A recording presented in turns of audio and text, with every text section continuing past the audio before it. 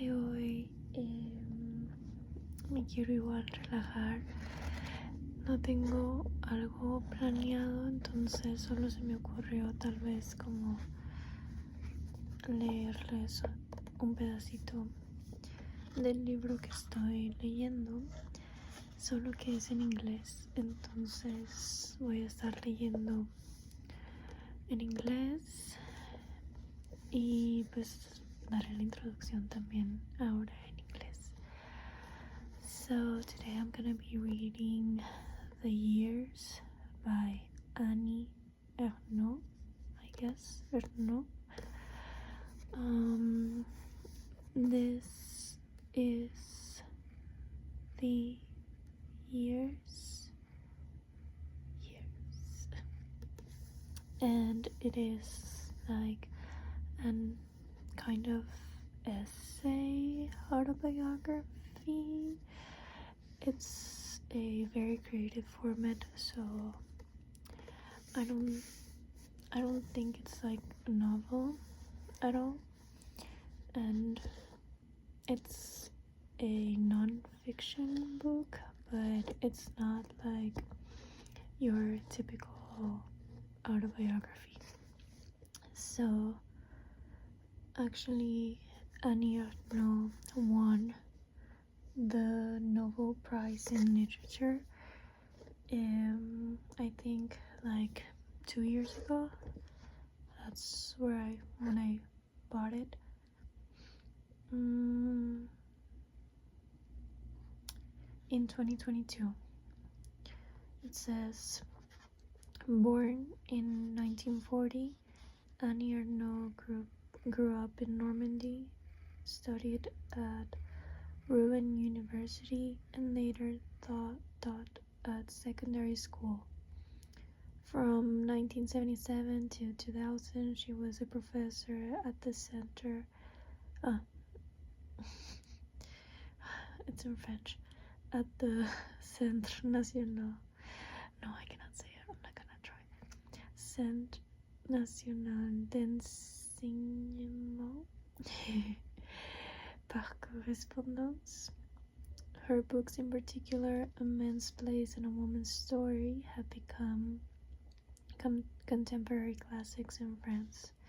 In 2022, she was awarded the Nobel Prize in Literature. So yeah, I'm gonna also read what's in the back of the book.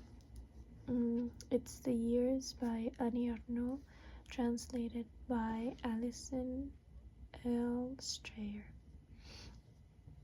It says, considered by many to be the iconic French memoirist's defining work, The Years is a narrative of the period 1941 to 2006, told through the lens of memory, impressions, past and present, cultural habits, language, photos, books, songs, radio, television, advertising, and news headlines. Annie Ernaux invents a form that is subjective and impersonal, private and communal, and a new genre, the collective autobiography, in order to capture the passing of time. At the confluence of autofiction and sociology, The Years is a remembrance of things past for our age of media domination and consumerism, a monumental account of 20th century French history as refracted through the life of one woman. One of the best books you'll ever read. Deborah Levy. So I'm already almost at the end. I think, like, since it is kind of like a timeline, I think I'm going through the 90s at the moment, because it's talking a lot about the Arab wars, in that time of history where there was there still is, but there was war in the Middle East in the 90s as well. So yeah, so I'm just gonna like keep reading and see where I'll stop. So it says, the world of commodities and adverts and that of political speeches coexisted on television but did not coincide. One was ruled by ease and the call to pleasure, the other by sacrifice and constraint, with phrases that grew increasingly ominous. The globalization of trade, necessary modernization. It had taken us a while to translate the UP plan into images of daily life and to understand we were being screwed over. But we were tired of that haughty and condescending way of reproaching us for not being pragmatic. Retirement and Social Security were the state's last show of concern, and a kind of anchor point amidst all the things being swept away. Railway and postal workers stopped working, as did teachers and all civil servants. Paris and other large cities were riddled with inescapable traffic jams. People bought bicycles to get around and walked in hurried columns through the December night. It was a winter strike, a Natal strike, somber and unruffled, with neither violence nor exultation. We rediscovered the disjointed temporality of major strikes. Delay was the order of the day, along with resourcefulness and provisional organization. There was a myth in people's bodies and gestures. The indefatigable walking through the streets of Paris, devoid of metros and buses, was an act of memory. The voice of Pierre Bourdieu at the Gare de Lyon united 68 to 95. We believed again. Calmly, we were galvanized by new phrases like another world and creating a social Europe. People kept remarking that they hadn't spoken to each other in this way for years. We marveled. The strike was more word than action. Yuppe withdrew his plan. Christmas was on its way. We had to return to ourselves, to buying presents, to patience. Those December days drew to a close and told no story. All that remained was the image of a crowd trudging through darkness. We didn't know if it was the last major strike of the century or a new awakening. For us, something was beginning. Eluard came to our minds. There were only a few of them in all the earth. Each one thought he was alone. They were suddenly a crowd. Oh, that was nice. Wait, I'm gonna say it again. There were only a few of them in all the earth. Each one thought he was alone. They were suddenly a crowd. Okay, I'm gonna search for that poem, I guess, or maybe it was a speech. So that's how the book is like laid out. So that was like this time that she reminisces, and so it was like a moment in time that she's like describing, and then she just jumps into another moment in time. So it's very like, I don't know, I find it very interesting and nice. I really like this book.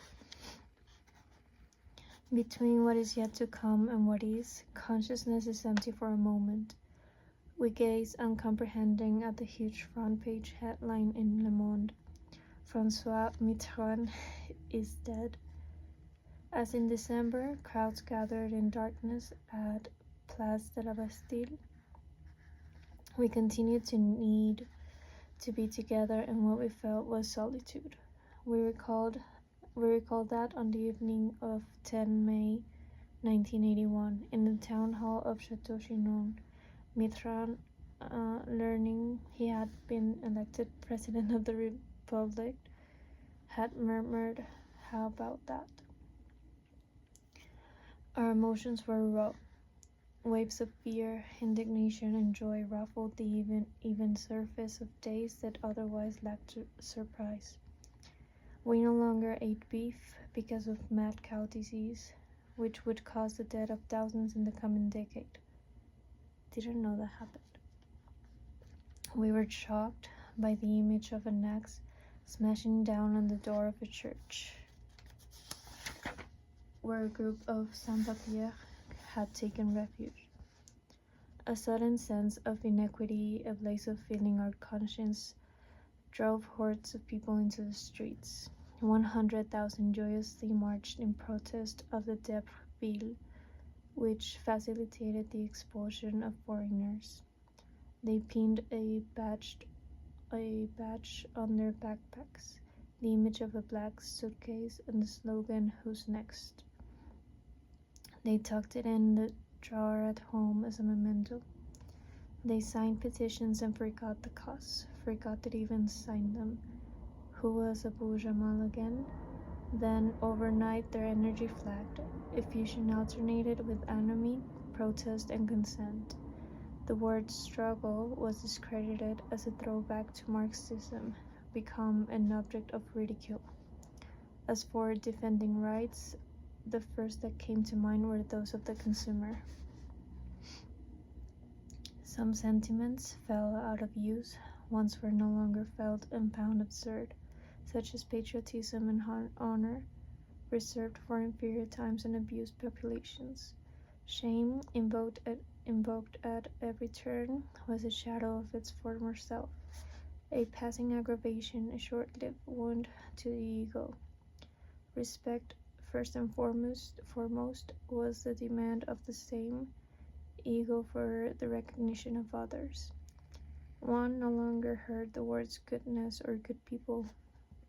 Pride in what one did was substituted for pride in what one was: female, gay, provincial, Jewish, Arab, etc. etc. I cannot say the word in English, etc.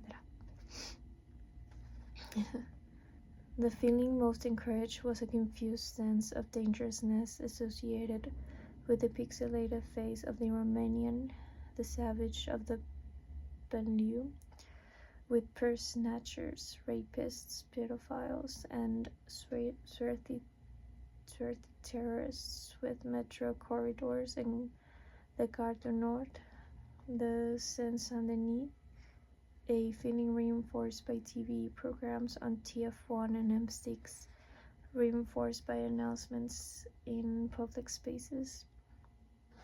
Beware of pickpockets in the station, report all unattended packages, and which accredited the new reality of insecurity. There was no specific word for the feeling one had of simultaneous stagnation and mutation. In the general failure to grasp what was happening, a word began making the rounds: values. No one specified which. For example, the sweeping condemnation of youth, education, pornography, the civil partnership bill, cannabis, and the deterioration of spelling. Others jeered at this new moral order, the politically correct and prefab thinking. They commended transgression and applauded the cynicism of Michel Houellebecq. On television, languages collided without fracas. We were inundated with explanations of self, tirelessly supplied by Mireille Dumas, Delarue, women's magazines, and psychologies.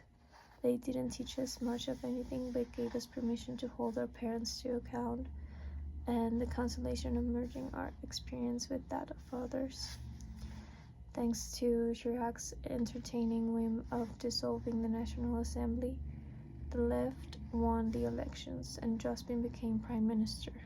It made up for the evening of disappointment in May 1995, reinstated the lesser evil along with measures that had a tang of freedom, equality, and generosity.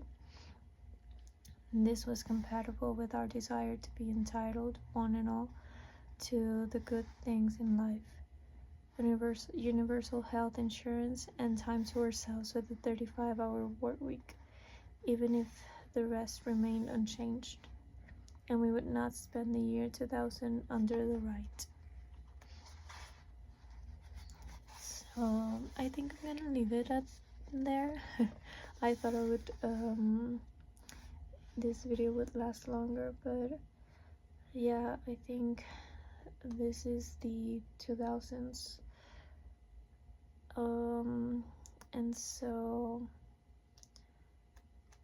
I don't know, this was nice to read out loud. I think I actually put a bit more effort to understand what it was saying, because sometimes when I read it, like, I don't know, on the way to work or something, I kind of like don't pay like the necessary attention to it, and I don't know what she's saying sometimes. Yeah, this was The Years by ernaux. I hope you liked it, and I do recommend it a lot. I kind of don't want to finish it. Like, I've been reading it for so long, and I'm really thinking that I really enjoy reading it and just like going slow with it.